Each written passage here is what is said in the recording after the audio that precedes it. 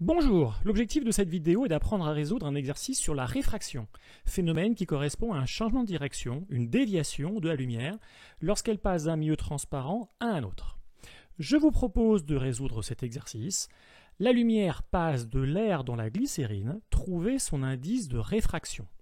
Pour information, la glycérine est un liquide incolore, visqueux, que l'on trouve dans certains médicaments, notamment dans le Silro contre la toux, dans certains dentifrices, les savons, etc. Donc on va construire un schéma et je vais en profiter pour vous donner quelques informations. Alors dans un premier temps, on place le dioptre. C'est la surface de séparation ici entre l'air et la glycérine. Ensuite, on place le rayon incident. On n'oublie pas de placer la flèche sur ce rayon qui indique le sens de propagation de la lumière. Et ce rayon arrive jusqu'au dioptre en un point qui s'appelle le point d'incidence. Ensuite, une difficulté de ce type d'exercice est de se rappeler si l'angle d'incidence donnant énoncé correspond à celui qui est représenté sur la diapositive ou non. Eh bien non, je me suis trompé. Le réflexe que vous devez absolument avoir après avoir placé un dioptre sur un schéma pour ne pas vous tromper, c'est de tracer la normale, la perpendiculaire à ce dioptre. Car l'angle d'incidence est délimité par cette normale au dioptre et le rayon incident. C'est un point très important. Avant de tracer le rayon réfracté, je désire tout de même rappeler que l'on cherche un indice de réfraction. Alors, qu'est-ce qu'un indice de réfraction? La définition n'est pas au programme, mais ce qui est intéressant de comprendre, c'est qu'en fonction de cet indice, qui est sans unité, c'est un indice, donc un nombre, le rayon réfracté sera plus ou moins dévié. Il faut bien avoir en tête que l'indice de réfraction est une caractéristique d'un milieu, c'est donc une grandeur physique qui peut être utilisée pour identifier une substance. En d'autres termes, chaque milieu transparent est caractérisé par un indice de réfraction qui lui est propre pour une onde lumineuse donnée. On utilise cette caractéristique dans de nombreux domaines, par exemple pour identifier une pierre précieuse. Alors, on reprend l'exercice. De même, on schématise le rayon réfracté par un segment fléché.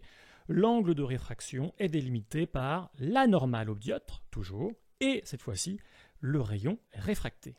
Maintenant qu'on a fait le schéma, on résout l'exercice. Vous vous rappelez, première étape, on justifie, deuxième étape, on écrit une expression littérale, troisième étape, on pose le calcul et on donne le résultat avec le bon nombre de chiffres significatifs et la bonne unité.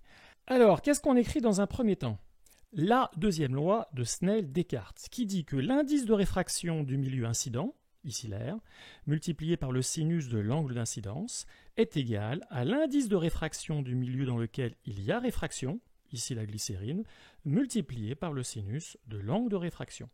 Attention à cela, pensez à deux points, on multiplie par le sinus de l'angle, et l'angle doit être en degrés. Vérifiez à l'aide de votre calculatrice que sinus 90 donne bien résultat de 1, sinon vous devez changer ces paramètres.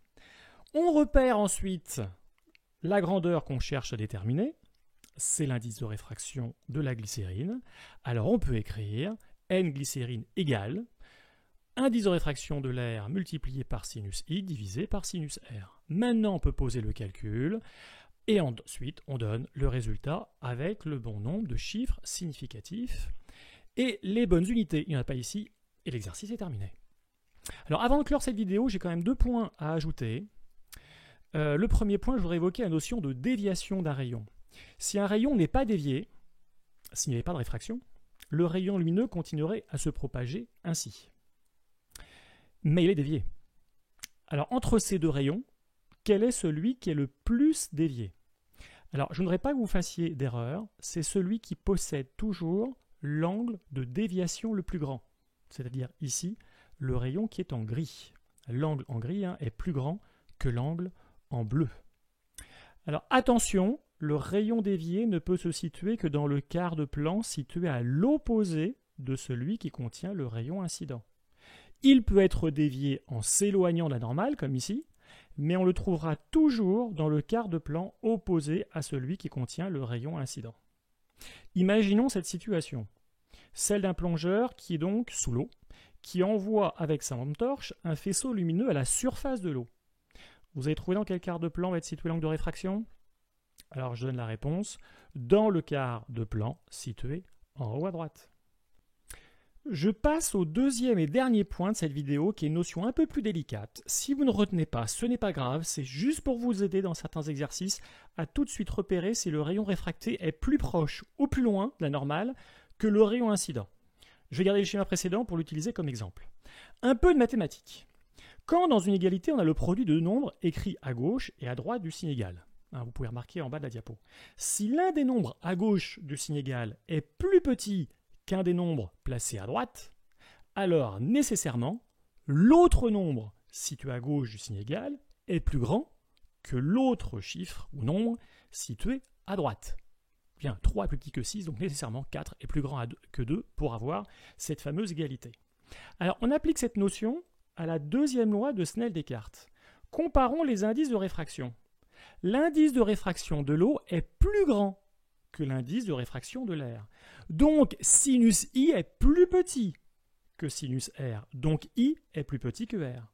Donc, sans faire de calcul, je sais que le rayon réfracté va s'éloigner de la normale par rapport au rayon incident. C'est juste un moyen pour vous de vérifier, quand on cherche un angle de réfraction, que votre résultat est cohérent. Voilà, la vidéo est finie en espérant que cela vous aidera dans la résolution d'exercices. À bientôt!